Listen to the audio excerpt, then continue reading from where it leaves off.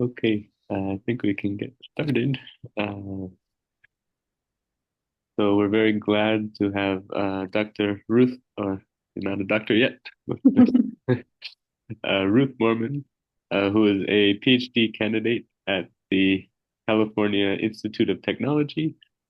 She is an ocean scientist interested in interactions between ocean and ice systems around Antarctica, as well as the dynamics of the Southern Ocean and Antarctica's marginal seas more broadly. Ruth earned her bachelor's degree from the Australian National University, Canberra, and worked as a research specialist at Princeton and NOAA GFDL before starting her graduate studies at Caltech. The title of her talk today is The Antarctic Coastal Ocean Heat Budget is Dominated by Heat Loss to Ice Shelf Melt. So, welcome, Ruth. Okay. Yes, I will share my slides. Thanks everyone for coming. Let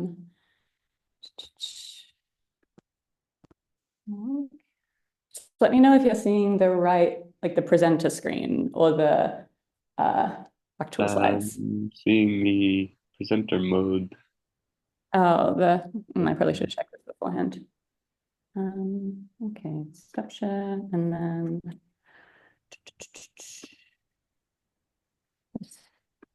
desktop 2. Okay. Okay, yeah. All right, one's down. Okay, let's do that. Okay, yeah, thanks. So as Patrick mentioned, the title of my talk today is The Antarctic Coastal Ocean Heat Budget is Dominated by Heat Loss to Ice Shelf Melt. This is some work that I've been doing as part of my PhD here at Caltech with my advisor, Andy, who's here today. Hi, Andy. And also Madeline Youngs, who's now at the University of Maryland, and Andrew Stewart at UCLA. Okay. So let's get started. So I'm not going to spend too much time on the motivation for this group, but this is the basic motivation for a lot of my work is just that we're interested in ocean heat around Antarctica because it acts as a thermal forcing on the Antarctic ice sheet. And in particular, what's relevant for this work is that I'm interested in all the components of the heat budget that are going to contribute to any form of temperature tendency in the oceans that are then acting or imparting that thermal forcing on the ice. So these are just some images of observations that sort of motivate that I'm sure people have seen versions of in the past, just to indicate that where we see warm waters around Antarctica, we tend to see higher basal melt rates, and those higher basal melt rates can then translate to ice shelf thinning and excess discharge from the Antarctic ice sheet. So yeah, we're interested in what controls Antarctic coastal ocean temperatures. And there's been a lot of work in this space, a lot of really detailed work. But in this work, we're going to be zooming out on that quite a lot to just ask quite a basic question of what is the total heat budget of the Antarctic continental shelf? So here in this diagram, I've kind of sketched out what we might expect of that conceptually. Looking here at kind of a transect through the continental shelf region, we have our ice shelf and ice shelf cavity, none of which drawn to scale. On the side over here, we have our bathymetry, we have our ocean seafloor, we have some definition of where we say that the continental shelf has ended, often at the point at the shelf break where the bathymetry becomes extremely steep. Then we have open ocean. In the open ocean area around Antarctica, there tends to be much warmer waters, circumpolar deep waters that access or don't access the shelf, contributing heat to the shelf to varying degrees in different parts of the continent. And here I'm really thinking of I haven't got any sort of through flow lines here. I'm thinking of something that we've averaged all around the continental shelf and just kind of considering it as one entity and then saying, what are our boundaries? What are our fluxes? What are our sources and sinks of heat? And we would expect, as sort of indicated, that there would be some exchange between the continental shelf and the open ocean. This is a flux that's been a fairly big focus of research efforts in recent years. But if heat is coming in from the open ocean onto the continental shelf, where is it going? Some of that eventually is going to go to some form of heat tendency, but before that, there are various other interactions with other boundaries, one of which is with the atmosphere and with the sea ice. So heat can be lost or gained seasonally, depending on that, but we would expect in a time mean sense for this to generally be a cooling or a heat loss to the atmosphere. And then we've also got interactions with the land ice. So we've got heat loss to basal melt in the ice shelf region. We can also have some refreezing. And a lot of this heat exchange is in the form of latent heat with a small component to sensible as well. The same with interactions with icebergs. So about half of the total discharge from the Antarctic ice sheet is coming from basal melt that's happening in place in ice shelf cavities, while the other half is carving away to icebergs, some of which may melt on the continental shelf, some of which may melt further afield offshore. But some portion of this carved ice is going to be melted on the continental shelf, and that melting process is also going to contribute a heat flux to these ocean waters.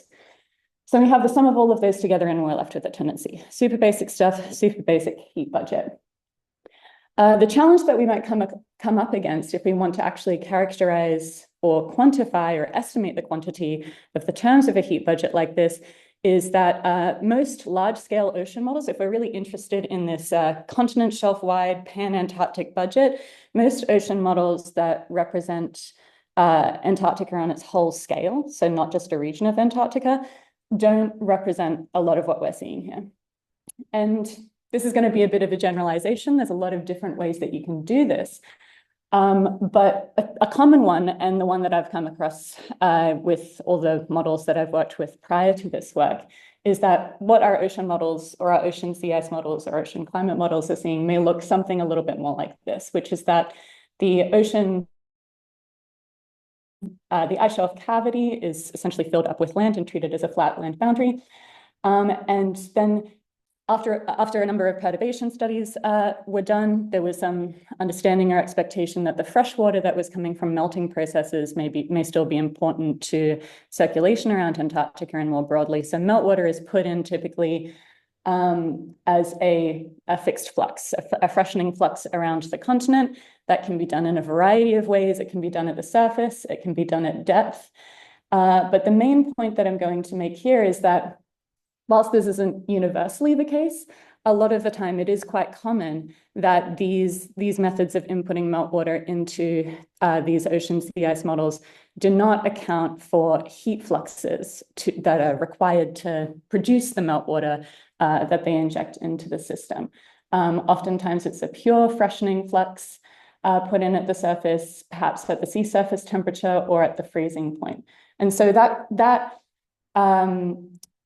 whilst kind of easy to overlook, particularly if you're an ocean, specifically focused on the ocean, you're an ocean science person, that can change your heat budget pretty dramatically. And it can look something like this. So just to kind of give you that comparison, before we had exchanges on 4 of these boundaries plus the tendency, now we've got exchanges of 2. We've got exchange of heat with the open ocean, and we've got exchange of heat with the atmosphere. And we're not having that distributed exchange with icebergs or that exchange with the base of ice shelves itself.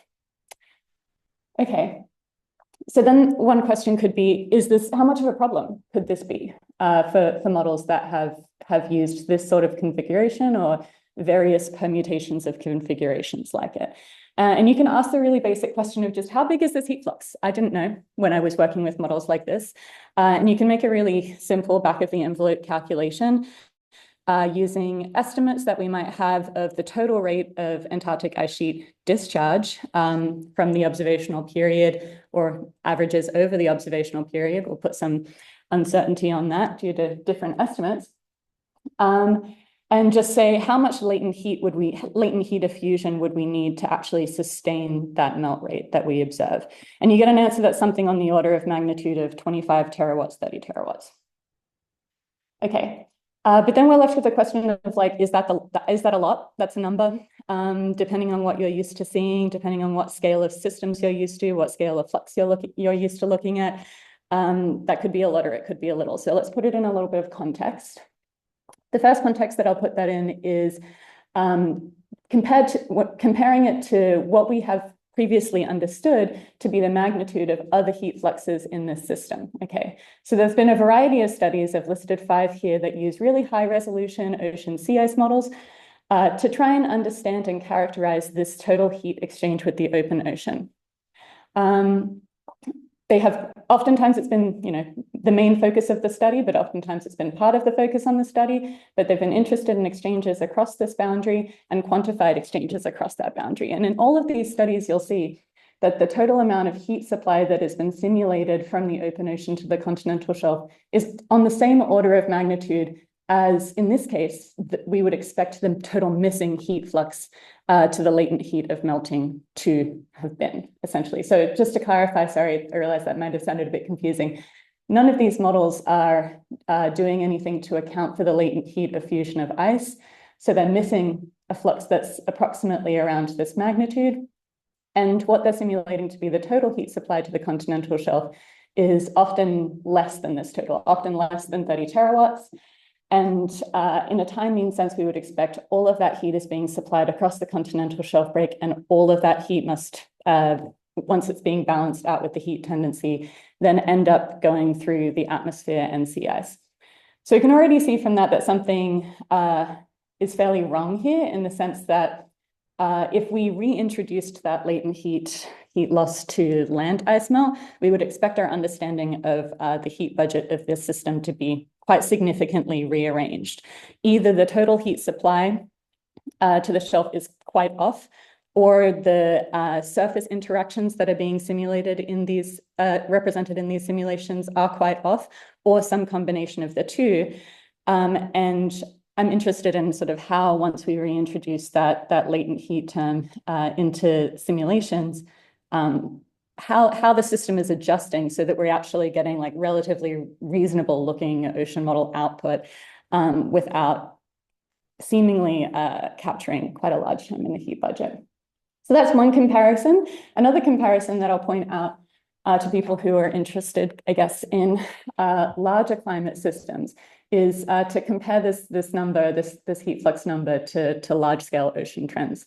So there are observational estimates of the total ocean heat content and how it's changed over the observational period. So this is using observational estimates of warming since the 1960s. And if you translate that total ocean heat content change into a mean rate of warming since the 1960s, you get a mean rate of warming of something along the lines of 235 terawatts, 65 terawatts of which being in the Southern Ocean.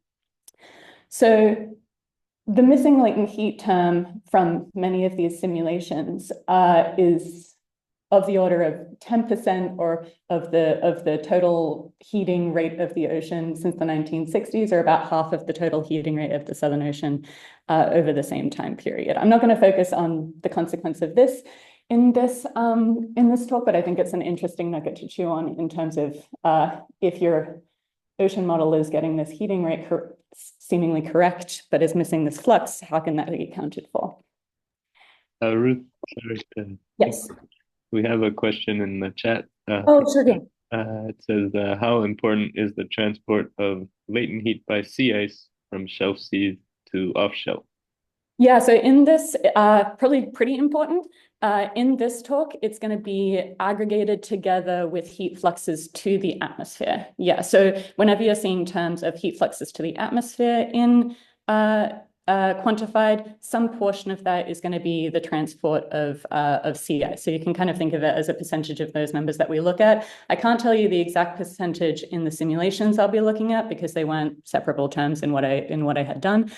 But yeah, a proportion of those, and it will be significantly important. Not as much as 23 terawatts though, less than that, probably in these simulations.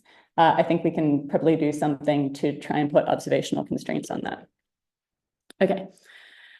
Yeah, okay. And so then if you're like me, you might also wonder, what about freshwater perturbation experiments? Because these are simulations where not only are we putting in the current observed rate of meltwater input into models, but we might actually be amplifying that quite significantly. And whether or not that additional meltwater input is accounting for that latent heat may mean that we're not we're missing a heat flux that may be even larger than this sort of 23 to 30 terawatt range.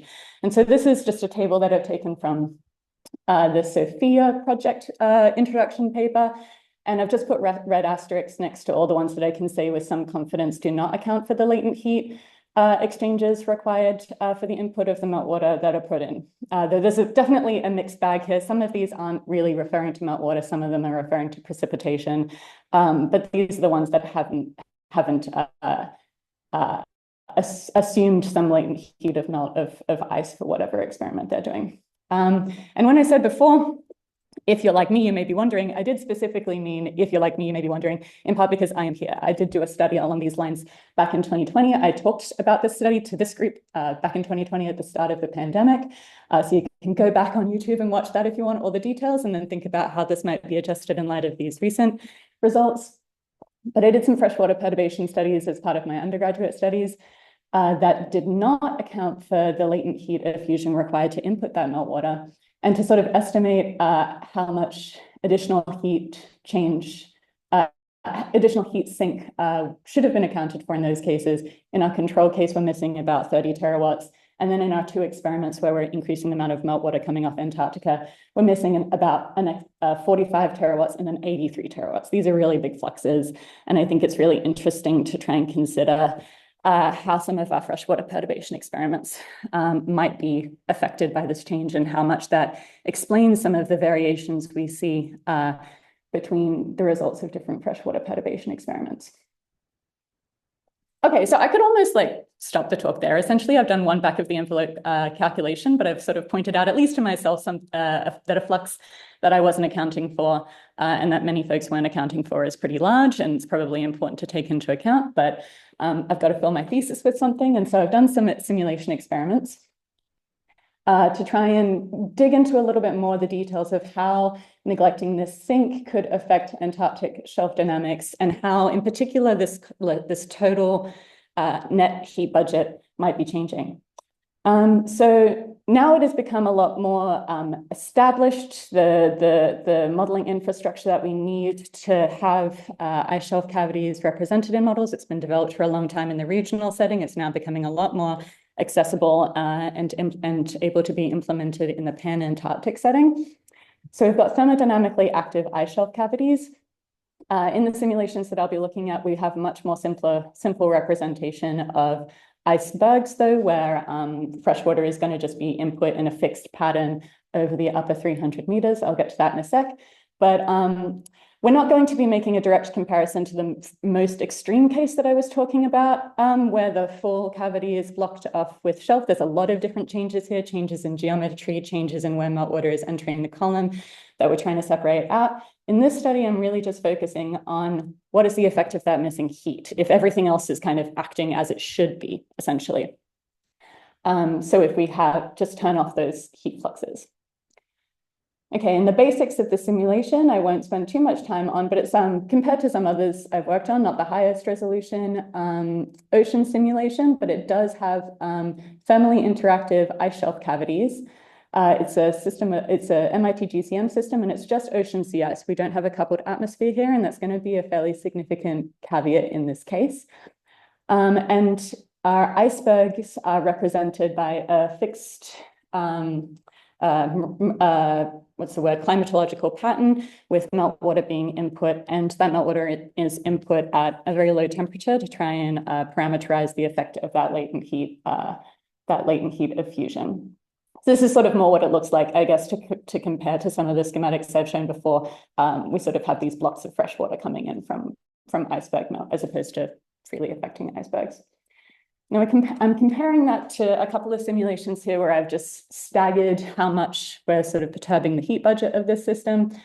We've got an intermediate case where we still have latent heat going. We still have a heat exchange with the iceberg melt coming from that iceberg melt being at a very low temperature. But I've turned off any heat exchange with the ice shells itself. I've taken the meltwater pattern from the control simulation, which is thermodynamically interactive, and imposed that freshwater flux in the same patterns that it had in our reference simulation. But I have so that fresh water is still going in and it's still going in the same locations, but the heat exchange has been turned off, essentially. And a third experiment where that's been done again, and I've also changed the temperature of the meltwater going in from icebergs so that it no longer has a cooling component due to the latent heat to freezing. Okay. So now we're getting into some results. And at first, I'm just going to focus on the control simulation. This is all obviously one simulation, so I don't wouldn't consider it gospel or anything along those lines. But I haven't really seen very many just like bulk quantifications of the heat budget of this region. And I would sort of use this initial control experiment as a way to sort of motivate doing that in other setups. I think it can tell us some really interesting things. So starting with the control setup, here we're looking at just the total time mean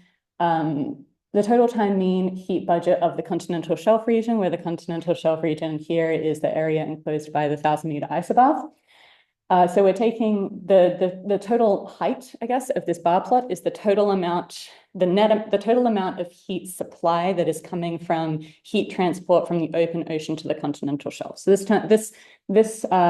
turns out to be our primary source term in the time mean, though in time varying, interaction with the atmosphere can also be a source. But in the time mean sense, all of our heat is coming from the open ocean and transport of heat across the continental shelf break. So then if you have that time mean supply, we can then break that down into where that heat is going, ultimately, where it sinks. And we find that if we have in our control simulation, we have about 38 terawatts of heat supplied, and of that, about 15 terawatts are going to the atmosphere and sea ice fields, another 15 terawatts are going to basal melt, and then about 8 terawatts are going to iceberg melt. And then a small amount over the time period of the simulation is going to the temperature tendency. So just to sort of break this down and kind of motivate the original sort of title of this, which is a little bit, more on the kind of like flashy side, the heat loss to ice melt, so that's here combining both basal melt and iceberg melt, is the largest ocean heat sink on the continental shelf. It's taking up 60% of the supply in these simulations. Okay. And I'm actually just going to dig into that spatially a little bit because I find this quite interesting. And there are various ways that we can do this. I've done this with a sort of a coastline following index, which is a little bit more precise and it doesn't get messy around the sort of Weddell and the peninsula. But this version, which I'm just kind of comparing sources at the continental shelf break and sinks that are integrated everywhere south of that or towards the continent on that axis, just on the model grid. It's actually a little easier just to process visually for the purposes of a short talk. So I've kept to this one. So what we're seeing here is the black line is a smoothed version of the heat transport across that continental shelf break, where the positive values are poleward heat transport or heat supply. And then below that, we have a dashed black line, which is the sum of all of the heat sinks that are locally happening, that are proximal, I guess you could say, to that heat supply. Everything between that point on the continental shelf break and the continent, what's the total sum of heat sinks that we can aggregate into that region? And an interesting thing here is that when we do this heat budget with a reference temperature of 0 degrees C, which means that we're really tracking the movement of warm water. So an offshore flow of waters that are colder than 0 C is actually going to show up as a negative here, but I think we can talk more about that, but I think that's actually an interesting way of viewing it in these contexts. But when we choose that reference temperature, we see that things are actually relatively locally balanced. We actually have heat supply and heat sinks approximately balancing each other out in these regional contexts. And the way that we can see that is like most obviously here in the Ross, we have this sort of peak of heat supply and a local peak of heat sink that approximately balances each other out. And then within those things, we can break that down into the component sinks of the heat budget. So this sort of yellowy color is the heat loss to the atmosphere and sea ice, which, as you can see in the Ross, is the vast majority of the heat sink term. Then in the red, we have the heat loss to basal melt, in the blue to iceberg melt, and in the green, we have tendency over our model run, which is small everywhere, but does have some variation.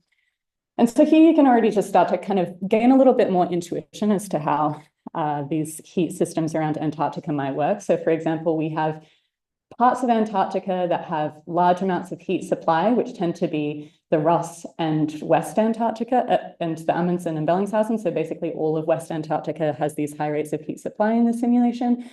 But that heat is going to different places. In the Amundsen and Bellingshausen, when we have high melt rates, the majority of that heat is going to basal melt and iceberg melt, whereas in the Ross, we have a strong dominance of the atmospheric heat flux.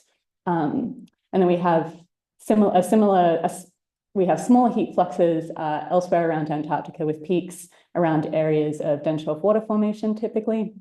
And the breakdowns, they vary and they're interesting, and you can have a look at them for a little while, but I'm kind of just doing this to point this out briefly here and just to say that I think this would be an interesting thing to compare with different simulations. I'm seeing some things in the chat. Sorry, are there questions about this one or maybe the last slide?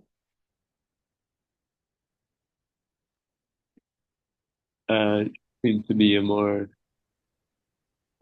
NB. We were just commenting sorry. on heat, but in terms of the heat budget. Yes. So I think you can continue. Might be something. Okay. Thank you for having my back there, Andy. No okay.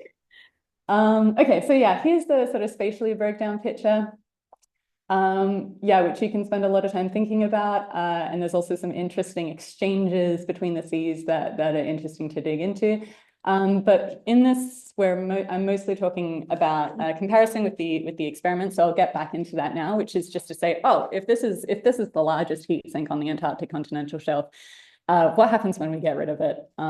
Surely there's some fairly big perturbations, and yet our models that don't represent this heat flux look, for all intents and purposes, relatively reasonable. So how are they adjusting to that? So here's the comparison to our other experiments, right? So here's our experiment where we've just turned off the basal melt, the heat flux to basal melt. There's still fresh water. I must emphasize there is still fresh water going in from basal melt.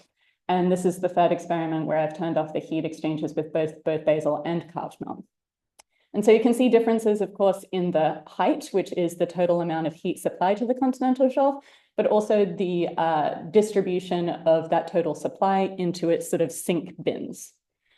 So in this first situation, we have a drop in heat supply, but we have a substantial increase in the total heat loss to the atmosphere and sea ice bin. And the same again happens when we remove that iceberg melt. So to sort of summarize this, the emission of this heat sink is compensated by the combination of two things: a reduction in the heat supply from the open ocean and an increase in the heat loss to the atmosphere and sea ice fields. So we can dig in a little bit as to how that works, but that's kind of just the whole thing in time mean numbers. The first one, the first compensation, which is the increased heat loss to the atmosphere, is actually relatively straightforward to wrap your head around. And I've got it here in just a couple of schematics. But basically, in our control case, what we have is that waters are coming into ice shelf cavities that are relatively warm. They're losing heat to the ice shelf through this process of basal melting and mixing with meltwater, and they're getting fresher at the same time. So we have buoyant waters that are specifically cold, and those buoyant waters are then influencing the surface waters of the continental shelf. They may not be buoyant enough to directly be there, but they're accessing mixed layers to a certain degree to cool surface waters. Okay, and then if we remove that process of heat loss to ice shelf melt, then the meltwater that's coming out of those ice shelf cavities is still fresh, but it's no longer lost that heat anymore, so it's much warmer. Two things about that: one, it's warm, so it's carrying a bit of heat, and two, it's even more buoyant, so it's going to be able to access the surface of the ocean even easier. And so then when that warmer, or I should say, buoyant water accesses the surface ocean around Antarctica, we have surface warming, so we see an increase in sea surface temperatures. We have a reduction in the sea ice cover, And that allows us to have an amplification of the heat flux from the ocean to the atmosphere. And just to put that in kind of actual results from the model as opposed to just the schematics. So as I said, that buoyant water is accessing the surface around Antarctica, and we're seeing sea surface temperature increases. This is another thing. This is a secondary point of interest, is that there is acknowledged biases in many ocean models towards overly warm sea surface temperatures around Antarctica. I don't think that this is likely to be a dominant cause of that, but it could be a contributing factor. So we see that warmer surface temperatures, I've got a climatology of that below so that you can see the seasonality of that a little bit. And then we have that translating into a change in the sea ice thickness, which is reducing in a kind of not uniform, but at least consistently around Antarctica. And then we have a change then translated into the surface heat flux. So we have additional heat loss through the surface. This change in sea ice volume is happening basically year round, and that actually means that we actually have more summer warming from the atmosphere field in the summer, but that's overwhelmed by an increase in heat loss over the winter period. Okay, but yeah. Basics of this process is emitting the land ice heat sink warms the surface ocean, thins the sea ice, and enhances surface sea ice losses. You'll actually find, I'm kind of sort of flashing forward again a little bit in these results, but the vast majority of all of the adjustments that we see in this model rely heavily on tweaking of the sea ice field. And throughout this project, I've really I found it really illuminating to see how much small changes in the sea ice field and its representation can change both the hydrography and heat budget terms around Antarctica. And I think it could be, it would be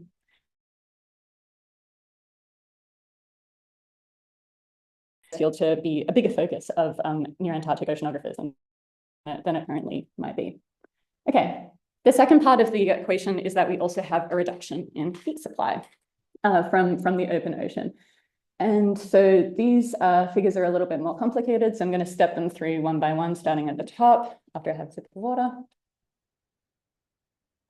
Right, but basically what we're looking at here is we're going around the continental shelf. So down the bottom, I've got a map of this continental shelf break index. So we're going from one sort of at the intermediary point between the Ross and the Amundsen Seas.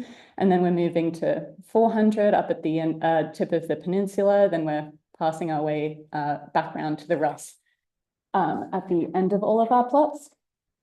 And what we've got here is in solid line, the heat supply term that's being transported across the continental shelf break. So the same as what I was showing before in this plot, this black line, but in the plot that I was just showing and that I'll go back to in a moment, we're integrating this around the continent.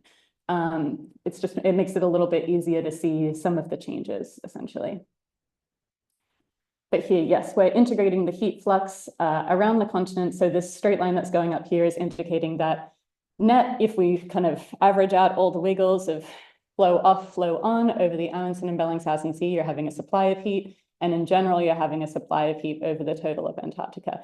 Your eye is going to be very naturally drawn to this peak here. And that is actually just a large net flux of water that is just sort of cutting in to our continental shelf boundary. So this is sort of more a product of geometry than something that's actually going to be relevant to the physics. There's just a large mean flow just off the continental shelf, that right at the tip of the peninsula where we've defined a very squiggly geometry for the shelf break, that flow sort of dips on it and goes off. So I wouldn't focus too much on that. So that's the solid line, is the heat supply. And then the dashed line is all of the heat sink terms, again, integrated around the continent. And this is another indication from what I pointed out before, that the heat budget in these terms is relatively locally balanced. There's some redistribution that is going on the continental shelf. As you can see, some areas where there is a little peak in heat supply and it takes a little while for the heat sinks to catch up, for example. It's not an indication of direction, but just there is some kind of distribution. But in general, we're seeing that these lines are relatively on top of each other. Okay, so that's our control simulation. And then in our two experiments, what I'm showing here is the anomaly between the experiment version of this plot and the reference version of this plot. So essentially, if we just draw our eyes to the source terms for now, where we see the line be flat, that heat supply hasn't changed, right? So we're starting here in the Amundsen and Bellingshausen Sea, West Antarctica. And when I've turned off an incredibly large heat sink term on this continental shelf, we might expect that as a result, less heat would be supplied to that area, that there might be some form of local compensation. And that does not appear to be happening.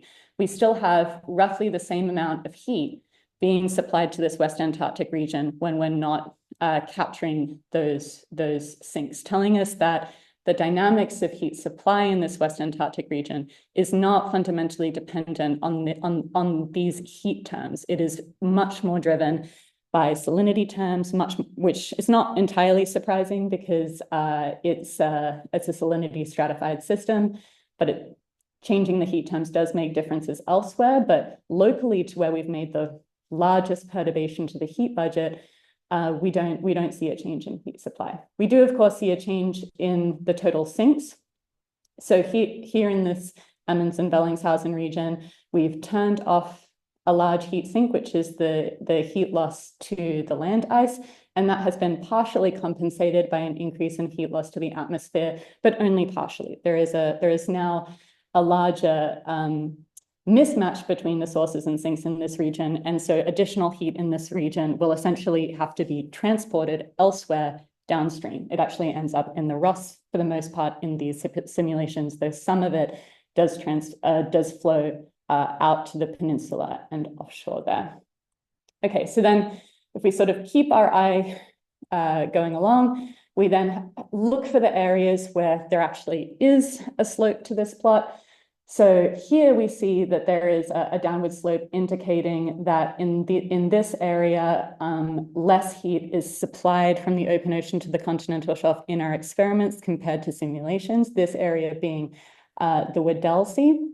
We see a sort of gradual, continual decrease in that supply throughout much of West Antarctica and around Pritz Bay, though not everywhere. There are some areas that are relatively flat in this model. And then in the Ross and Adelie regions, we again see a decrease.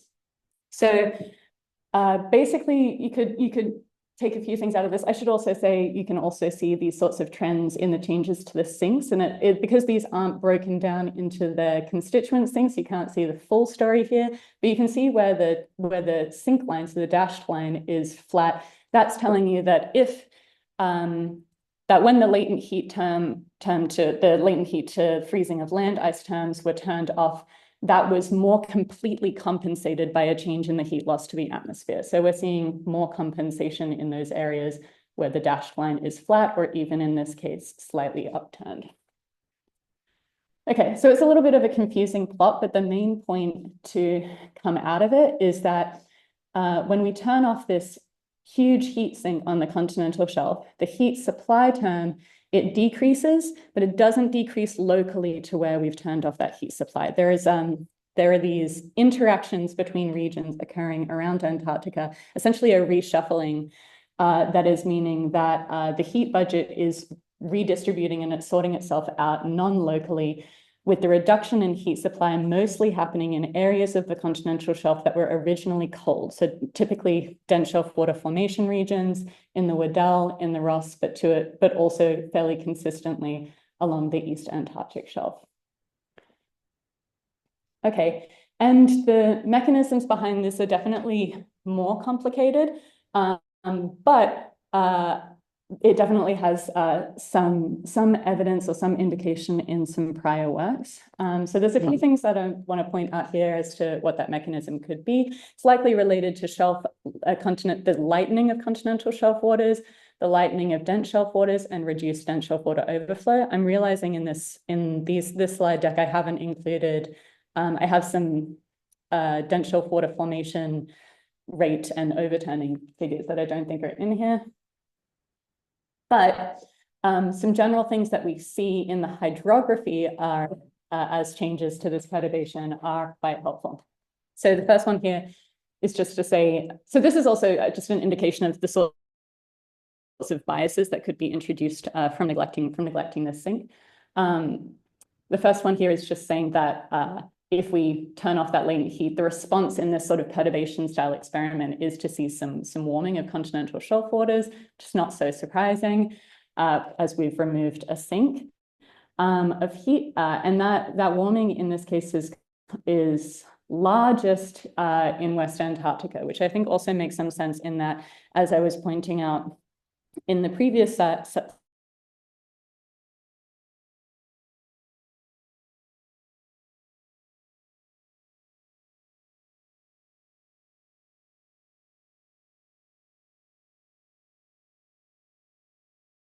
simulation, and that some fresh water with it. But the combined effect of those two things is lightening. We also have increased stratification that helps explain the changes that we see in dense shelf water formation. So the structure and the depth structure of our hydrography is changing pretty significantly here. Some of that you can kind of imagine because of, as I mentioned, when I was talking about the changes to surface heat loss, that buoyant water that's coming out of ice shelf cavities is now even more buoyant. So it's more totally accessing the surface layer as opposed to mixing through numerous depth layers, and that's changing our stratification significantly. All of these things are somewhat combining to have a lighter shelf waters, less dense shelf waters.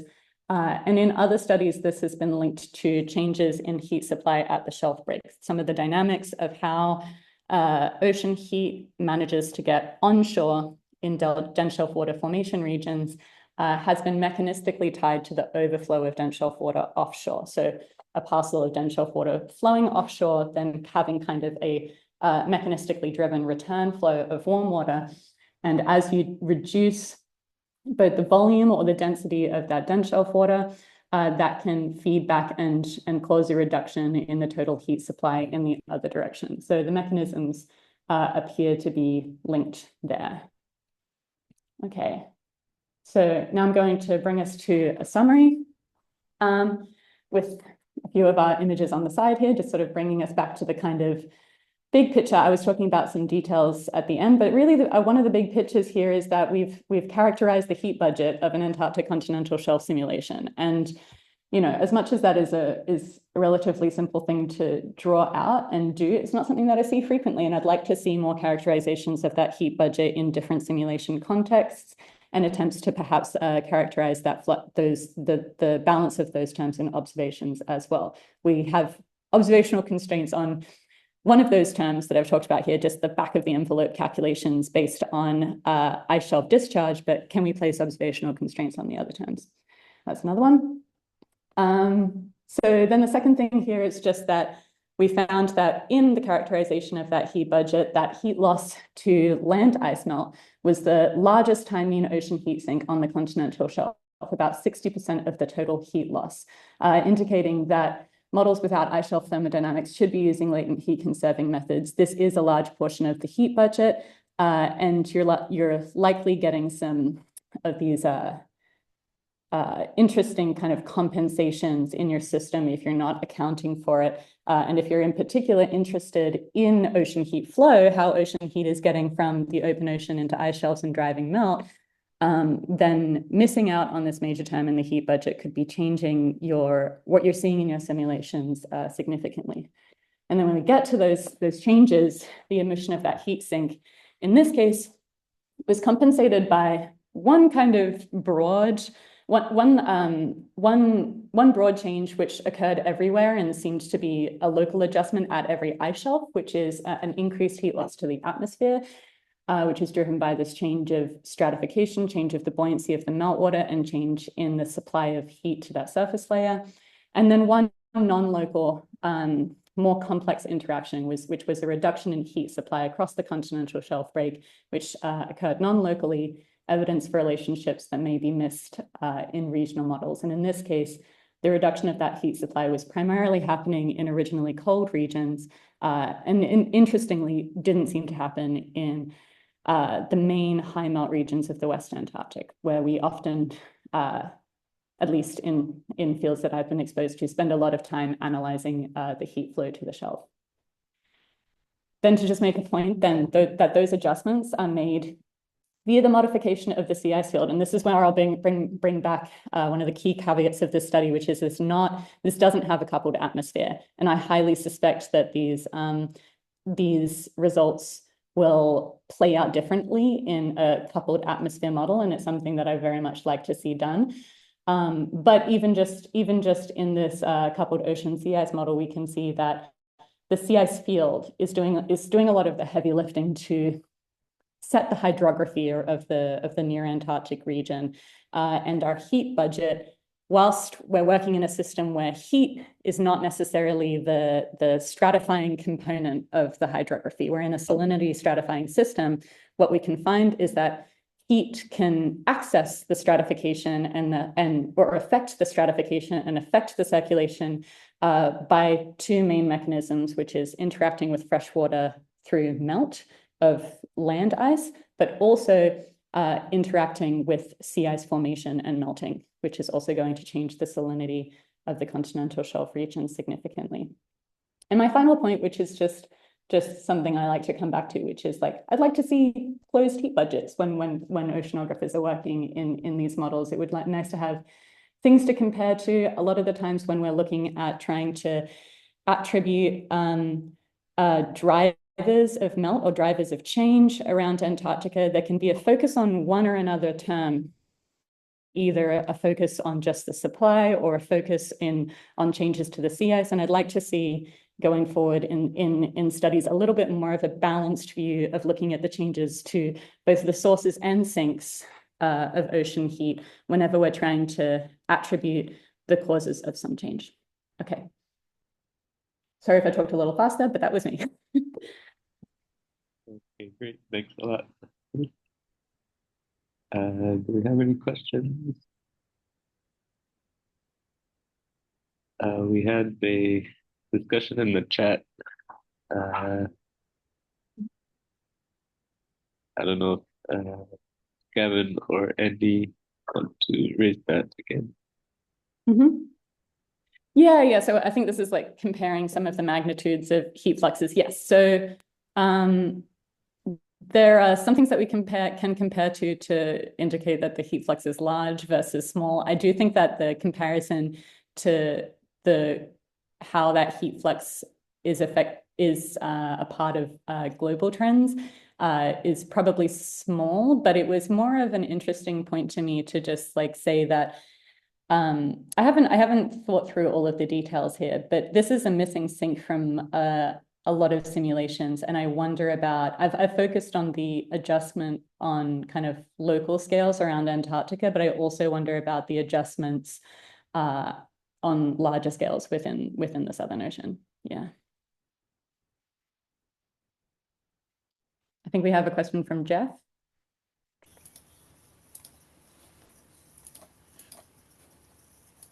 Yes. As you're indicating, that there's always a problem in these coupled models about not producing enough high salinity shelf water, and that doesn't keep the heat from coming up onto the shelf. So if you've got high salinity shelf water, it keeps the circumpolar deep water off the shelf, and therefore you don't get the heat exchange onto the shelf so much. But most models don't get that high salinity shelf water, and so you get this circumpolar deep water intrusions onto the shelf much earlier than you should. Mm-hmm. And I don't know whether that happens in ocean-only models. I only look at a couple of models, but Yeah. So that is correct. I think it's going to sound pedantic, but like it's kind of a framing thing that I found to be kind of important thinking about this project. But like a little adjustment I would make to that statement is that when we have high salinity shelf water on the model, that prevents a sort of rapid one-time flooding of the shelf with circumpolar deep water, that after that, there may be fluxes on and off, but those fluxes on and off will then come into a new balance, if that makes sense. I don't think I'm explaining this very well, but the main point, there is a nuance here that there is actually a large amount of heat transport on shelf in high salinity shelf waters. It's just that high supply is balanced by a large consumption, right? So it remains in a relatively steady state. And then within sort of the history of the ocean state, you then can have kind of rapid transitions, which are not really captured in these sort of bulk budget way of thinking. But then you could, for example, imagine having a rapid transition from a circumstance like this that has high heat supply, but that heat is going to the atmosphere, to a scenario where you have high heat supply, it doesn't go to the atmosphere for whatever reason, it manages to flood the shelf and go to the ice shelf instead. And then you have a transition to a circumstance that looks like this, where it's still high heat supply, it's still high heat loss, but that heat is being directed to a different sink. So that's sort of maybe, I'm not sure if, depending on what you're interested in, that may or may not be an interesting nuance. But yes, in these simulations, it's difficult to capture the dynamics of dense shelf water formation correctly. We have some dense shelf water formation and overflow in these models, but the volumes involved are, as is typical, I think, in coupled climate models as well, lower than you would anticipate. And you tend to be able to get higher amounts formed in ocean sea ice models at higher resolution, at higher spatial resolution. But a lot of that is modulated by the sea ice field, right? So there are some questions that you can ask, like, for example, in the model that I was using here, actually, I think this was probably anything better way of describing it. In the model that I was using here, this is a high resolution ocean sea ice model that actually produced high salinity shelf water really well and had really large volume of dense shelf water formation and overflow compared to any other model that we had worked with. But this was a model that doesn't have that latent heat loss to ice shelf melt. And so what was happening here, this is the number from my control simulation. It had way more heat coming in from the open ocean and being directed to the atmosphere. So we had way more cooling occurring and a really active, in this case, sea ice field in this model that, may or may not be a realistic reason for getting the right answer, if that makes sense. And there's, some things to be dug in there, but sometimes I think in the ocean sea ice modeling space, the tweaks that we push in the sea ice fields in particular to try and get that high salinity shelf water formation correct will then alter the heat budget in these interesting ways. But I guess, the simple answer to what you were asking is that, yes, it is also a difficulty in just ocean sea ice models to capture that high salinity shelf water dynamics, for sure. But do you do a surface salinity correction in your model? A surface salinity, what, sorry? Effectively, ocean-only models that usually use a surface salinity correction. Oh, yeah. Yeah, in this one, I believe there is one. Yeah, there is a surface salinity correction, I'm pretty sure. I meant to check on that, actually, after the last talk I gave on this, and I think I forgot, but I'm pretty sure it does. Yeah, because typically they need to. Yeah. Okay.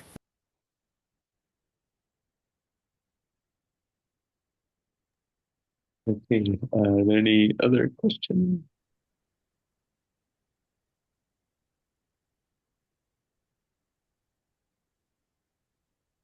Well, we're about at the hour, so I guess we can stop there. No other questions or comments. So thanks again, Ruth. That was great. Yeah, thanks for your time. Thanks for sharing the work, Ruth. Yeah. Bye.